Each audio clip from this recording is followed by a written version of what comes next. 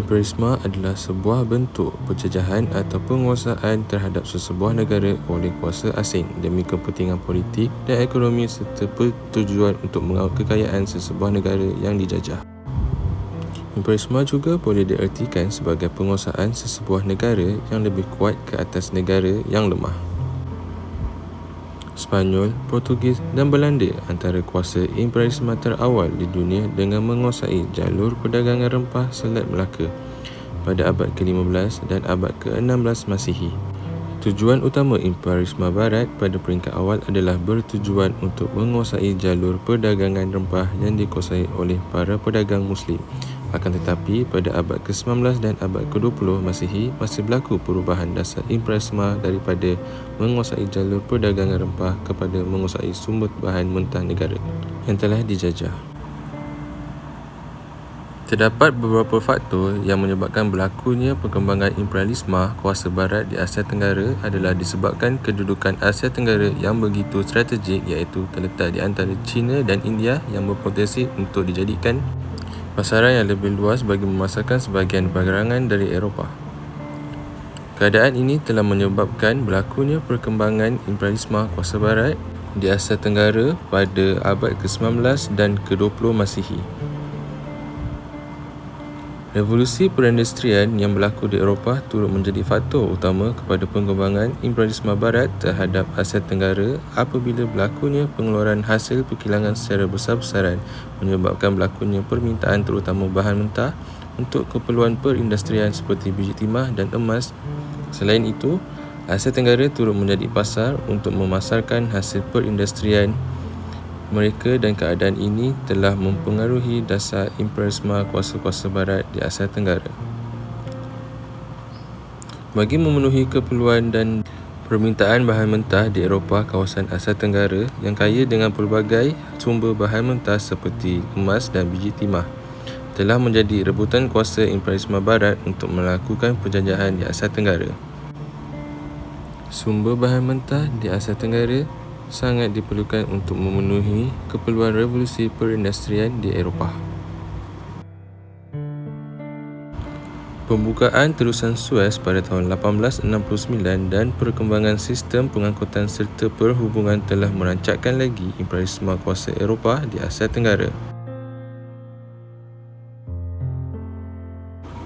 Penciptaan kapal wap telah membolehkan muatan yang lebih banyak mampu dibawa. Di samping itu, pembukaan terusan Suez telah memendekkan jarak perjalanan di antara timur dan barat serta menjadikan perjalanan lebih selamat dan menjimatkan kos.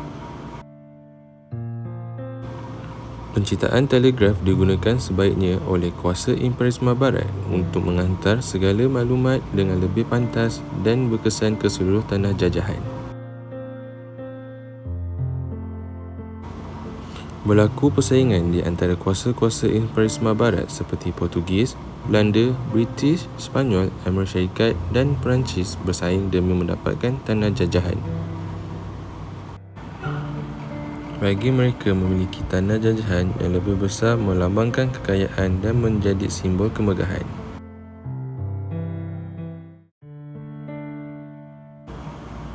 Bagi menyebarkan imperialisme ke seluruh dunia, satu doktrin atau slogan telah diwujudkan, iaitu beban orang putih, yang sering digunakan para imperialisme barat dalam menjayakan imperialisme dan penjajahan mereka.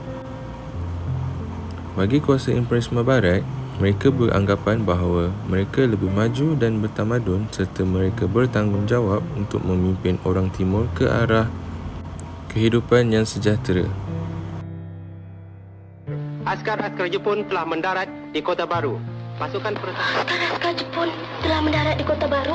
Ya, Jepun telah pun mendarat di Kota Baru. Dengar sini askar semua. Awak semua boleh lekas makan. Sudah makan, kita akan berangkat ke dalam hutan. Pada 4 Disember 1941, Lieutenant General Yamashita, Panglima 25 Permintahan Medan Tentera Darat Jepun, mengetuai bala tentera Jepun yang mempunyai kekuatan sebanyak 25,000 anggota. Mereka berlepas dengan 18 buah kapal pengangkutan dari Indochina menuju ke Thailand. Armada Tentera Laut Jepun telah berpecah untuk mendarat serentak di Songkhla, Patani dan Kota Baru.